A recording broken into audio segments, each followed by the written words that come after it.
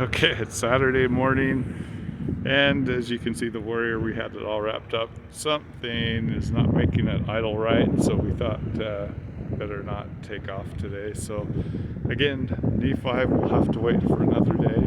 But while we were here, we had some cool planes come in. These are the ones that, if any of you want to buy me an airplane, you can buy me one of these three here. This is the Epic, this is the LT, but they do have a certified version of it now. It's a turboprop, very fast, holds 6 people. And we got the Piper, the older style Piper, and the newer style Piper, the 600. So very cool. They're filling that up here.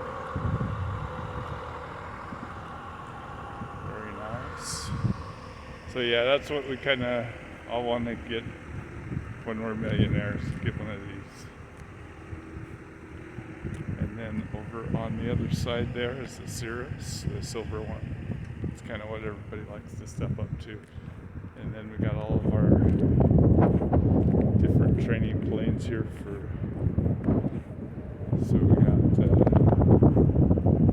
sport cruisers, and Technos, Pipers, and Cessnas. So it's pretty cool. So anyway, they'll probably just hang out for a while, and we'll see you later.